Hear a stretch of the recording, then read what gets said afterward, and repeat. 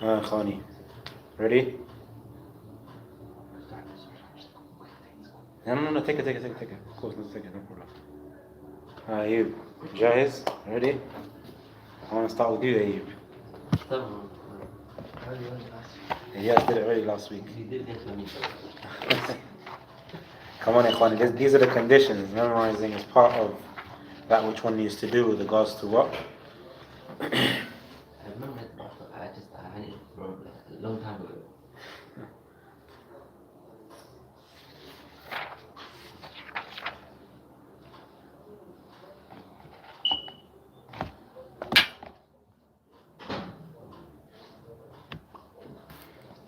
I'm going to give you guys just 2 more minutes and then inshallah we're going to begin. 2 more minutes and then we're going to begin. Because time is of essence. Sorry, Elias, what did we cover last week? You can just give us a recap. We'll start like that inshallah. You finished that, Imam. So you explained Islam and Iman, yeah? I don't think you explained Imam. Okay, what did we cover with regards to Islam and the beginning of the Hadeeth? So you said Jibreel came in the form of Tahiyya al-Kalb, and then you explained a bit about from prayer to prayer. Okay. And it says from good manners, seeking knowledge. Okay. And then Good manners from which side? Who? one seeking knowledge. Very good. So the student, okay. What else? And then it said the levels of the deen are 3: Islam, Iman, and Ihsan. Islam is the actions are like apparent actions. Iman is the hidden actions of the heart. Okay. Yeah. So Islam is the apparent actions on the limbs, and Iman is the hidden actions within the heart. Yeah. And what did I say regarding the 3? What's the difference between Islam and Iman and Ihsan? Okay, not that the bit. What's the difference in terms of levels and status? A Muslim can be a Muslim. So a believer can be a Muslim. Okay. Yeah. And Muhsin can be a Mu'min and a Muslim. So a Muhsin can be a Mu'min and a Muslim. How about a Muslim? Can a Muslim be other than a Muslim? No. Yeah, so just to clarify that, each and every single Muslim is a Muslim, okay, in terms of their level of piety, of how much they fear Allah Azza wa Jalla and the actions they put forward. If they want to become better, then that's the case of what? Being a mu'min. So not every single Muslim is a believer, not every single Muslim, okay, because many of us, we see it today, okay, within the society we live in today, all around the world, many Muslims are just Muslims by name, but they don't believe in a lot of the things. So for example, and as we're going to mention it today, if one Muslim disbelieves, okay, in any of the messengers, then this can even take them out of the fold of Islam. Does that make sense? So not every single Muslim is a believer. Not every single Muslim is a mu'min. But every single mu'min, meaning believer, every single believer is a Muslim. If they show it with their actions and also they believe it as well, meaning they have the belief and that which they do, for example, tawakkul, al-raja, al-khawf, fearing Allah, having hope in Allah, having love for Allah, all of these things, that which is hidden. You can't see these actions. Then they can be a Muslim as well because they show it and also they have the hidden actions. Okay, and then we gave the examples of the munafiqun. يَقُولُونَ مَا لَيْسَ فِي قُلُوبِهِمْ. They say that and they utter that which is not within their hearts. So apparent, they are believers. That's what they proclaim. Outwardly they proclaim that they are Muslims and they believe and what have you, but in their hearts they are disbelievers. So that's why the ulama, they differentiate between the 3 different levels. The highest of them is a muhsin. Okay? And we're going to get onto it inshallah later on. But a muhsin, each and every, kullu muhsin, mu'min wa muslim. Okay? Wa kullu mu'min, muslim.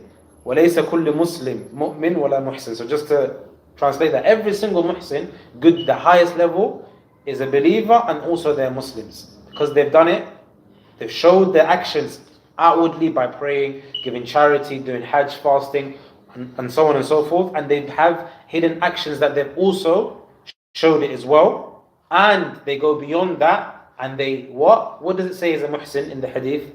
Akhi, I don't know someone else. Barakallahu feek.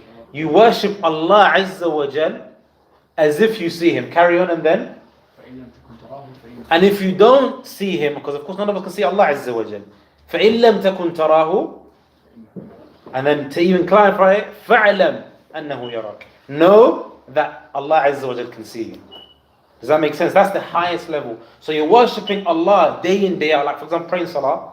You don't just pray salah just for the sake of praying salah and that's it. If you pray salah, I think this is one of the best examples that's come to my head right now. If you take salah as an example, salah al-Isha, you're going to pray salah. Many Muslims pray salah. They pray and that's it. But do they actually believe in the arkan, that it's going to take them away from sins, that it's the highest stage of regards to every single believer, every single Muslim will be questioned about it the first thing on the Day of Judgment? Is everyone's heart when they're praying salah apparent? Meaning, are they fully concentrated within their salah? The answer is no. Everyone is at different levels. So a Muslim can pray salah, but he may not even believe in the virtues of salah and everything else that's surrounding salah. But now let's say when you get a believer to pray salah, when he's praying salah, he may have this extra level of connection with his Lord, Allah Azza wa Jal, because of the fact that what? Because he's apparent with regards to his heart. He's not just praying with regards to his limbs. Okay? To make it even higher, if someone is a muhsin, like some of the salaf, and we see the companions, when they would get ready to pray salah, what would happen? Some of them would turn pale, because they know they're standing in front of the Lord. But this level, you can't reach that level. Say it again, akhi. When you worship Allah as if you can see Him. That's the peak of what? In terms of your piety towards Allah Azza wa Jal. Yani a'la maratib. Literally, of taqwa. And when you're praying towards Allah Azza wa Jal, is that you're worshipping Him. Think about it, ikhwani. You're worshipping Him. And ta'bud Allah ka'annaka tara. You're worshipping, to worship Allah as if you can see Him.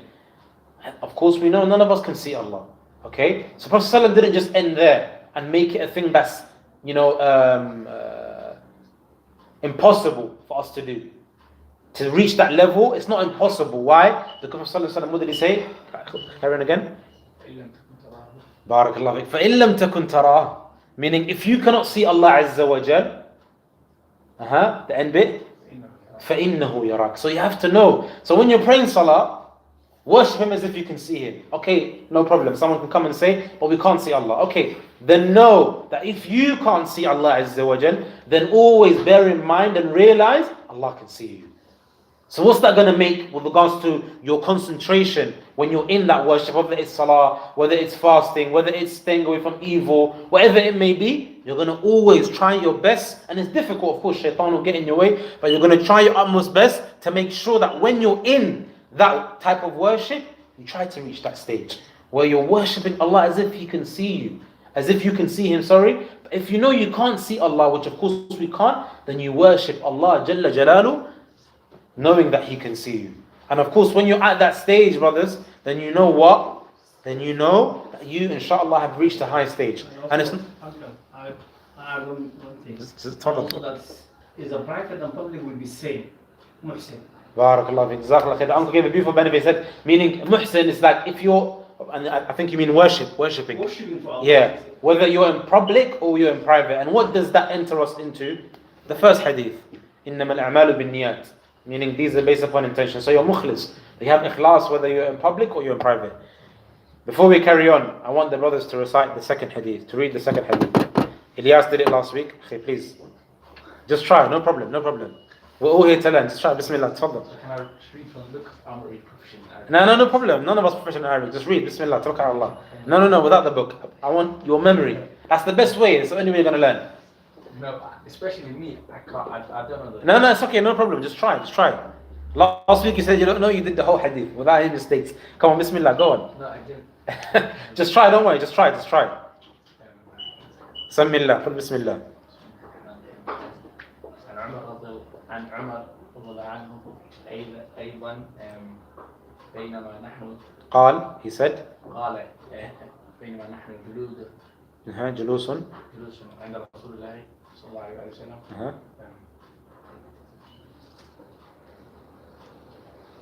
إذ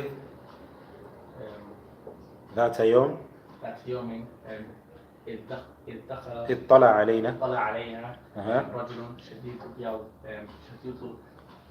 الشعر شديد بياض الثياب شديد بياض الشعر لا يعرفه عنكس لا يرى لا عليه يرى عليه أثر الصفر ولا يعرفه ولا يعرف منا أحد أها. حتى إذا جلس حتى جلس. Okay, no problem, no problem. But akhi, that's good, akhi, barakallahu fik. You know, I'm not doing this in order so that you can, this is only for your own, and I'll give you guys a benefit, subhanAllah, even in terms of when you're studying, this is a beautiful benefit. Two people, it's mentioned, they won't ever learn. And there's a reason for it. Al-mutakabbir, the one that is arrogant, so he thinks he's better than everyone else and more knowledgeable, and the one that is shy. Because if you're too shy, that stops you in order to actually go out there and perform or read in front of your peers and what have you, then you're never going to learn. You're always going to stay in your comfort zone. I want to take you out of your comfort zone. That's what I'm doing now. I'm trying to take you out of your comfort zone. So that what? In the future, you're going to read today, tomorrow, next day, third day, fourth day, and you're going to get better, inshallah. So that's the main thing, that you try to put effort into it. Ayub, without further ado. Yalla, samillah, bismillah. بسم الله الرحمن الرحيم. عن عمر رضي الله عنه أيضا قال: نحن بينما نحن جلوس عند رسول الله صلى الله عليه وسلم ذات يوم إذ طلع علينا رجل شديد بياض الثياب شديد سواد الشعر لا يرى عليه آثار السفر ولا يعرفه منا أحد حتى جلس إلى النبي صلى الله عليه وسلم فأسند ركبتيه إلى ركبتيه ووضع كفيه على فخذيه وقال يا محمد أخبرني عن الإسلام. قال: الإسلام أن تشهد أن لا إله إلا الله وتقيم الصلاة وتؤتي الزكاة وتصوم رمضان وتحج البيت إن استطعت إليه سبيلا. قال: صدقت. فقلت: لا. We were amazed. فعجبنا له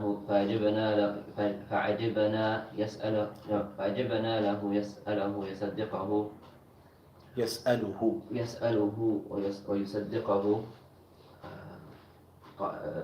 قال: فأخبرني عن الإيمان. قال: أن تؤمن بالله وملائكته وكتبه ورسله واليوم الآخر وتؤمن بالقدر خيره وشره. قال: صدقت. قال: فأخبرني عن الإحسان. قال: أن تعبد الله كأنك تراه فإن لم تكن تراه فإنه يراك. قال: صدقت. قال: فأخبرني عن الساعة. قال: ما المسؤول عنها بأعلم من السائل. قال: فأخبرني عن أماراتها. قال: أن تلد الأمة ربتها وأن ترى الحفاة العالة الأرى رعاء الشاء يتطاولون في البنيان. ثم انطلق فلبثت مليا ثم قال: يا عمر أتدري من السائل؟ قلت: الله ورسوله أعلم.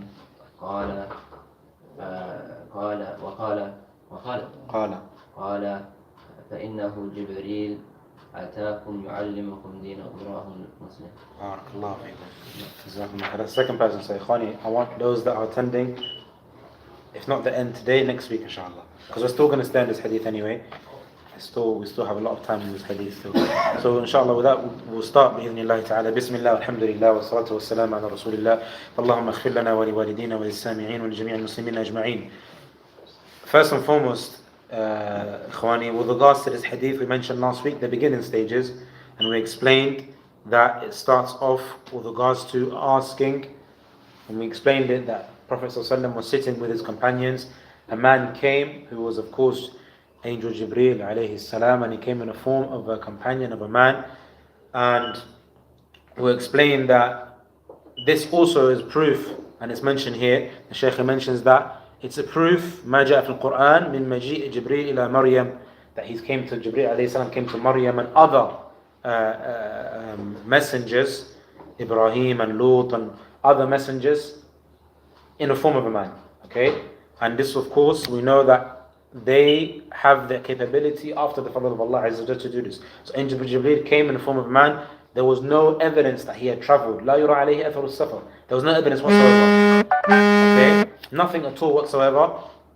And this was something that we mentioned. It shows the way he sat next to the Prophet فأسند ركبتيه إلى ركبتيه, that he sat knee to knee with the Prophet ﷺ, meaning Angel Jibreel. ووضع كفيه على فخذيه. He put his palms on his own thighs, and this, of course, we mentioned that it's from the means of sitting in the gathering of knowledge, from the akhlaq. Yes. Was it saying like this? No, like this. So to show you, Jazakallah khair, Ilyas mentioned it. Literally, Ilyas, sit on your knees, please. Like this. Like that. Okay, so this is Angel Jibreel. So he put his own palms on his own thighs, and he asked the Prophet, okay, and this is from the different types of sitting, or one can sit in different ways, of course, with regards to seeking knowledge, but this is from the different ways in terms of how one can sit seeking knowledge, or one can sit like that, and there's so many different ways, meaning the only thing that we do know, that it's disliked to stretch out your legs to your teacher that's teaching you knowledge. It's a sign of disrespect. Okay, it's a sign of disrespect.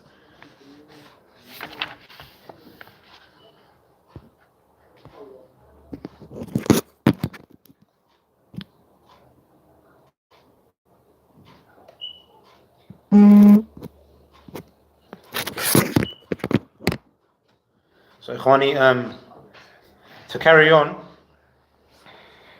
this bit I'm going to mention is very important. It's mentioned in Sahih Muslim. Abdullah ibn Umar, of course, he was the son of Umar ibn Khattab. So he had heard this from his father. And Imam Muslim mentioned this from the hadith and the chain of Yahya bin Ya'mar. So please write it down, remember it, because it's something that a lot of people don't know. It's mentioned here, كان أول من قال في القدر بالبصرة معبد الجهني. Okay, معبد الجهني. He was a person who was the first one that came up with the statements of qadr, meaning to disbelieve in it, okay, or to have doubts in it, meaning to believe in the qadr, the pre-decree of Allah Azza wa Jal. Because in the hadith, what is it mentioned? In the pillars of Iman, to believe in the pre-decree, good and bad, isn't it? Is everyone with me? So here it's mentioned here, so I went with Humayd ibn Abdul Rahman al-Himyari, meaning this Umar ibn Khattab went with his son, it's mentioned here that Yahya bin Ya'mar, okay, he went with Humayd ibn Abdul Rahman al-Himyari, and they went to perform Umrah, okay, and they were in Basra. Where's Basra? Iraq. So when they went there, they asked and they said, if we meet someone or some of the companions from the messenger, we're going to ask them what did they say regarding the pre-decree, because this person, okay, Ma'bad al-Juhani, started to create doubts regarding this affair, pre-decree. Okay? So it's mentioned here that they went and they found Abdullah ibn Umar ibn Khattab, that he was entering the masjid. So they went, one of them on his left, one of them on his right. And they said, verily, ظهر, there has appeared amongst us a people يقرؤون القرآن. Okay, that they recite the Quran and they sit with regards to the gatherings of knowledge. And he mentioned about them, and it says وَأَنَّهُمْ يَزْعُمُونَ أَنَّ لَا قَدَرَ, they believe, okay, and they're in disbelief that there is no pre-decree. Okay, they don't believe in it. وَأَنَّ الْأَمْرَ أُنُفْ, meaning things occur just like that without the pre-decree of Allah Azza wa Jal. Okay. So Abdullah ibn Umar said, he says, إِذَا لَقِيتَ أُولَئِكَ فأخبرهم أني بريء منهم. If you do meet these people, then tell them I am free from them. وأنهم بريء مني, and they are free from me, meaning I have nothing to do with them. Okay, then look what he says. It's mentioned here, if any of them had the gold of the mountain of Uhud, and he gave it away for charity. So listen closely. If any of them had the golds and the treasures of Mount Uhud, and we know how big Mountain Uhud is, and they gave it away in charity, Allah Azza wa Jal will not accept it from them حتى يؤمن بالقدر, until they believe in the pre-decree. Showing us the high importance of this. I mentioned to you guys earlier that if you disbelieve in one of these things, the pillars of Iman or Islam, then it takes you away from the fold of Islam. So here, Abdullah ibn Umar, is the son of Umar ibn Khattab, is informing them to Yahya and is informing Humayd that if you meet these people that claim and believe that there's no such thing as pre-decree, then tell them I'm free from them and they are free from me. And if they were to give charity, okay, if they were to give charity of the whole of the mountain of Uhud, then Allah wouldn't accept it from them until they believe in the pre-decree. So this is just the main thing that I wanted you guys to bear in mind, because this specific doubts and ambiguities started at the time of the what? Of the companions. It started back then. Now, as for the hadith we mentioned last week, it's mentioned here that Islam, it's the shahada of La ilaha illallah. Okay, and these things, they come together, meaning to believe in Allah and to believe in the Prophet Muhammad sallallahu alaihi wasallam. We mentioned as well, we're not going to mention, we mentioned the difference between believing in Allah and His Messenger. Ayub, what is it when you say you're a Muslim? What does Islam mean? Barakallah feek, huh? Raise your voice so we can all hear you. الاستسلام لله بالتوحيد والانقياد له بالطاعة والبراءة من الشرك وأهله. And in English, what does it mean? Explain it to me in English. To submit to Allah Azza wa Jalla بالتوحيد والشرك والانقياد له بالطاعة, like to obedience to Him. والبراءة. Regards to worship. And then. والبراءة من الشرك, and freeing yourself from association of shirk, associating partners of Allah and His people. So that's Islam. Okay, and then we mentioned the difference between believing in Allah and that which comes with it, and also believing in His Messenger. So what does it mean when we say to believe in Allah? Were you here last week? So what did you say when we said believe in Allah? Uncle, what time is Salat al-Isha? 29. 8:29? Okay. What did we say with regards to believing in Allah? Come on, Ikhwan, you should know this at the top of your head. Ilyas, I'm going to come back to you. Three tawheeds. When you say to believe in Allah, it means you know that He is the only creator. So write it down or remember it. To believe in Allah Azza wa Jal, okay, that you single Him out alone. You single Allah out with regards to His creation. That He is the sole creator. He's the sole sustainer, provider, and all of that which attributes to Allah, meaning His actions. Okay? Which is Tawheed al-Rububiyyah. Correct? Tawheed al-Rububiyyah. Okay, so you believe in Allah by that which is apparent with regards to His creation. Just look at your own body. It's very simple, Khwan. You don't have to do much. You don't have to go into even the Quran or Sunnah. You don't even have to look into the Quran and Sunnah. It's apparent within your limbs. Within your creation, the perfection of your creation is enough as a sign that Allah Azza wa Jal is the sole creator. And He's perfect in His creation. That's the first thing. His actions, so He's the sole creator, sustainer, the one that cures, the one that heals, the one that gives life, He takes life, and all of that which is for Allah Azza wa Jal alone. He is the King of all kings. Okay? And then you also single out Allah Azza wa Jal in your worship towards Him. Meaning, when you worship Allah, when you make dua, you make dua to Allah alone. You don't ask someone that's dead, that was righteous, to bless you with something, or to give you something, or to aid you. But rather you single out Allah Azza wa Jal alone in your worship. So that is Tawheed al-Uluhiyyah. When you single out Allah Azza wa Jal with your actions when you're worshipping Him. The second type. The third type is a Tawheed Asma' al-Sifat. You single out Allah Azza wa Jal alone in His names and attributes, in His lofty names and attributes. So we mentioned that, and then we said the meaning of Shahada, what does it mean? When you tell someone the Shahada, what do you have to tell them? It doesn't mean that there is no God but Allah, because a lot of people say that. A lot of people say that there is no deities other than Allah. Huh? What does it mean? Barakallah, in truth, because why? You got the answer, why? Very good, because He's the only one that deserves to be worshipped. Because you can't say that there is no aliha, there is no other false deities. They do exist. It's apparent. We see people worshipping the Buddhists and all the other religions that worship whatever. Fire, people worship fire, elephants, people worship so many different things. Idols, it's apparent. You can't say that, you can't negate that. It's apparent and it's there. But rather, what you say is that Allah Azza wa Jal is the only one that deserves to be worshipped alone in truth. La ma'buda bihaqqin illa Allah. Okay? How about to believe in Allah and in His Messenger? Because if one does not believe in Muhammad sallallahu alaihi wasallam, then he has not fully come as a Muslim. You have to believe in the Messenger sallallahu alaihi wasallam. Okay?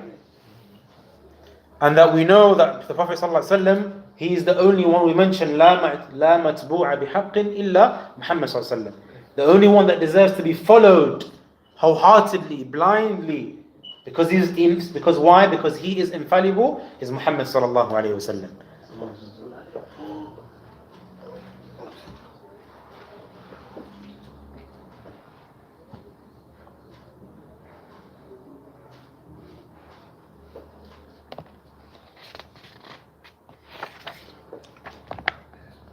Okay, then here it's mentioned when they said, and we mentioned this already, but we're just going to go through it quickly. It says, Sadaqt. When Angel Jibreel said to the Muhammad sallallahu alaihi wasallam, Sadaqt, فَعَجِبْنَا لَهُ يَسْأَلُهُ وَيُصَدِّقُهُ. That we were surprised that he's asking, and then he's saying that he's spoken the truth. So we knew that obviously Angel Jibreel came to teach the companions. Okay, so here, Ikhwani, to believe in the angels, what were the angels created from? Question to you, Akhi. What's your name, Akhi? Yasin. What were the angels created from? What was the material? What were they created from? Nur, barakallahu, light. Please don't forget this, okay? These are basic principles. Write it down, memorize it. The angels are created from light. Okay? What's the proof, Ilyas? In Islam, as Imam Bukhari mentioned, al-ilmu qabla al-qawli wal-amal. Knowledge precedes both action and speech. So we have to speak with knowledge first. If we say something, we have to have proof for it. What's the proof? Ayub. Huh? Ilyas, Ayub, Akhi. Anyone? What's the proof that angels are created from light? It's in the Quran. Is it in the Quran? Or is it not in the Quran? I'll give you guys a hadith in Sahih Muslim. Okay, it's mentioned here, I'll tell you the English meaning. The angels are created from Nur. Okay, just remember that hadith in Sahih Muslim. The Prophet ﷺ said, قال خلقت الملائكة من نور وخلق الجان من مارج من نار وخلق آدم مما وصف لكم من, of course, تراب طين. So it's mentioned here, the Prophet ﷺ said, أو كما قال النبي صلى الله عليه وسلم, that the angels were created from light. And as for the jinns, okay, they were created from what? From fire.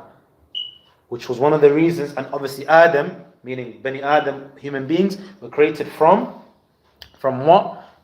What were created from? From tin. What's tin in English? Clay or soil, or, that's what we're created from.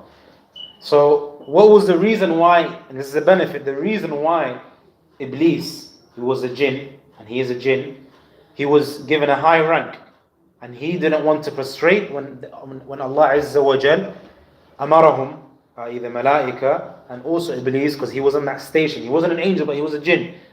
And yasjudu li Adam. Allah Azza wa Jal ordered them to prostrate to Adam.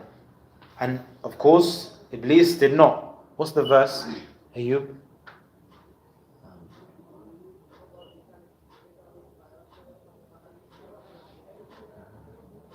وإذ قلنا للملائكة اسجدوا لآدم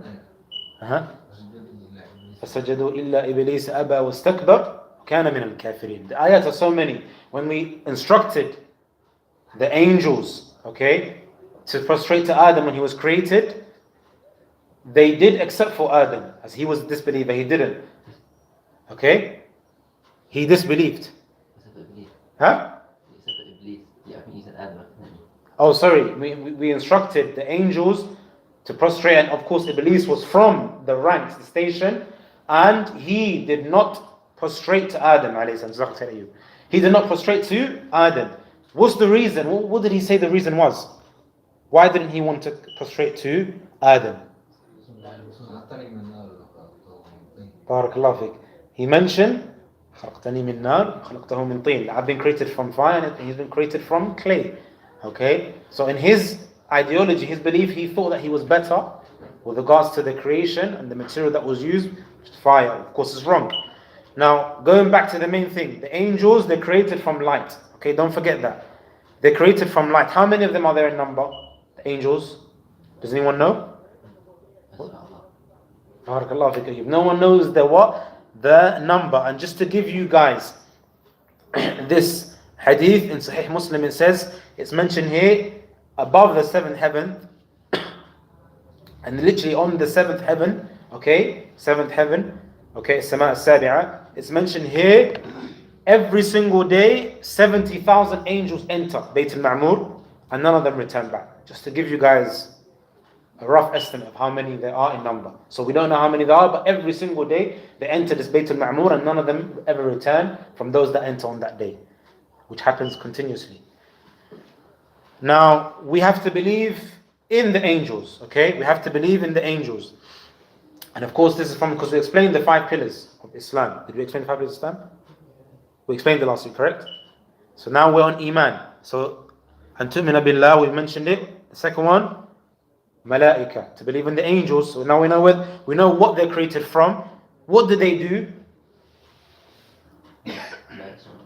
Barakallah. لا يعصون الله ما أمرهم ويفعلون ما يؤمرون. They do not disobey Allah Azza wa Jal, and they do each and every single thing that Allah Azza wa Jal has obeyed them to do. Okay? These are the malaika. Anything that Allah tells them to do, they obey His command. Jalla Jalaluhu. There's many of them. Okay? Some of them, it's mentioned here that they are in charge of the wahi, the revelation. Some of them, they're in charge of the rain. Some of them are in charge of taking one's soul, meaning death. Okay? Some of them are in charge of the arham. Okay? Meaning when a child enters its mother's womb. Some of them are in charge of Jannah, paradise. Some of them are in charge of hellfire. And so on and so forth. So we believe in them. لا يعصون الله ما أمرهم ويفعلون ما يؤمرون. They do not disobey Allah Azza wa Jalla in His command, and they obey Him in each and every single thing that Allah Jalla Jalalu tells them. Okay? Some of them are mentioned. Does anyone know any names of the angels other than Jibreel? Mikael, anyone else? Israfil, anyone else? In the grave? Not you, Akhi, just enter, you just answered. When you enter the grave, not the one that takes. Barakallah. Okay, so there's so many others, but the thing that's wajib, the thing that's mandatory upon us and incumbent upon us is to believe in those that have been mentioned in the Quran or the Hadeeth, and those that haven't been mentioned. So we believe in them. Okay. And as for believing in the books, okay, what's the creed of Ahlul Sunnah wal Jama'ah with regards to believing in? So we mentioned Allah, tu'mina billah, wa malaikatihi wa kutubihi. We believe in the books. Can anyone elaborate? Okay. From the different books like the Torah, the Quran, Who's that for? Was For who? Which prophet? Prophet Dawood. What else?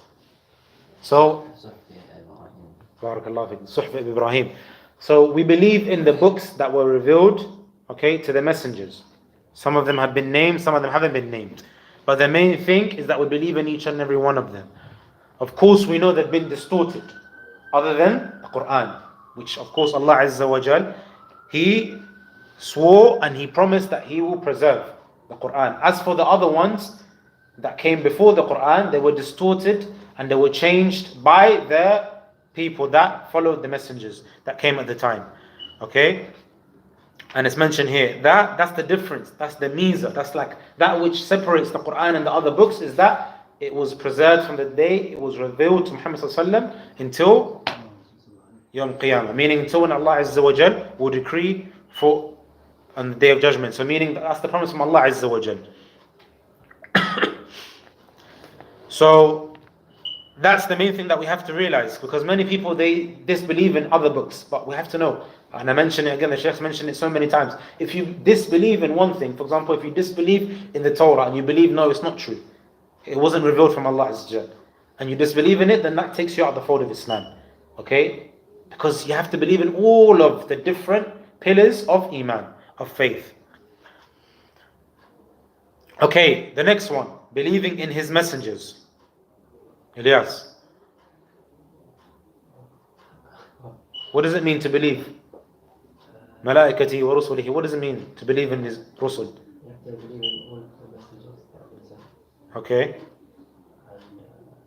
And I believe that Prophet Muhammad sallallahu alaihi wasallam is the last one.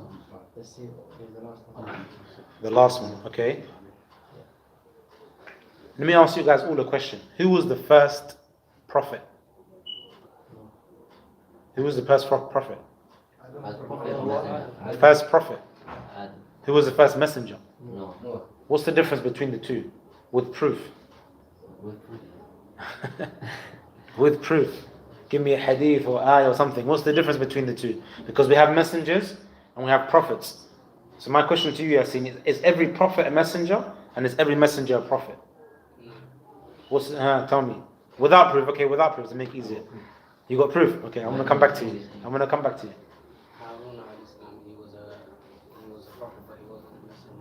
What's the difference? Explain to me the difference. You told me what it is, but what's the difference? So one is given a book,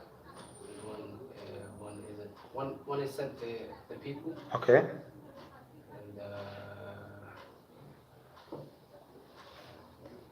You're getting there, you're close. One is sent to people, one is given a book. Yes, you. The Rasul is sent with a Sharia, a legislation, and the Prophet comes to install that legislation. Again, say it again slowly for everyone to hear. The Rasul, So the messenger. comes with a legislation. Okay. A new legislation, A yeah? new legislation, and then the Prophet comes to reinstall that legislation. Does everyone get that? So that's the difference between the two in a nutshell.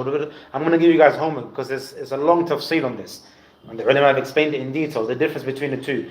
Because a prophet, okay, and you can't say that a prophet is not sent to the people. Because that would mean that he's not doing anything. But yet he's a prophet. It wouldn't make sense. So what the brother said makes more of a clarification. Each and every single messenger is a prophet. So Muhammad sallallahu alaihi wasallam, he was a Nabi. What does it say? Nubbi'a bimada? Bi'iqra. This is usul al-thalatha, ikhwan, basics. Nubbi'a bi'iqra, meaning he became a messenger at the age of 40 with Surah al-Iqra. When Angel Jibreel came to the cave and said, Iqra bismi rabbika alladhi khalaq. That's when he became a messenger. Okay? That was the first contact he had with Angel Jibreel. And he was said that to read, to recite. He was said to recite. Okay? Nubbi'a bil-Iqra. Okay? So that's when that verse was revealed. Iqra bismi rabbika alladhi khalaq. He became a prophet. وَأُرْسِلَ بِالْمُدَّثِّرِ. When he became a messenger was when the surah came down, يَا أَيُّهَا الْمُدَّثِّرِ قُمْ فَأَنذِرْ. Okay, all you wrapped in garments, stand up and proclaim the message. Stop doing the balagha, meaning doing the tabligh. Make that which I have sent down to you, the revelation, start spreading amongst the people. So that's like the differentiation, the borderline. A prophet, like the brother mentioned, for example, one of the prophet has come, and there's a messenger that has come before him with a book or without a book, but a legislation.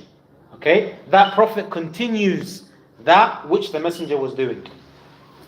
Okay, he continues it. He doesn't come with a new legislation. Does that make sense? So that's like the borderline difference. But inshallah next week I want proof with hadith. Go on. The people will go to Nuh alayhi salam first, because they'll say you're the first messenger. And then? Ask him to do shafa'ah. Oh, meaning the proof that he's a different. Yeah. Okay, yeah, Jazakallah khair. Yeah, that's a good one, Barakallahu feekum. So that's like the difference, Ikhwani. What do we have next? I don't think. How long left until the 3 minutes until the event? Okay, just a quick question, Ikhwani. How many I mentioned in the Quran? 25. Which surah has mentioned the most and how many? Allah. Does anyone know? Surah No, not Anbiya. Ikhwani. When we talk about the messengers, okay, there's many of them mentioned in the Quran. And the brother said there's 25, which is correct, there's 25.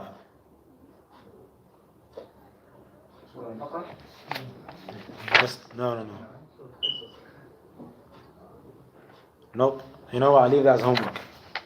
Okay, I don't want to tell you guys. I'll leave it as homework. How many? Did you look? I didn't like. Okay, yeah, barakallah. How many? No. There's some of them that I mentioned in that surah, and that's the surah that's mentioned the most messengers and prophets, and then the rest of them are mentioned in different places. But inshallah, we'll end on that note, bi'idhnillah.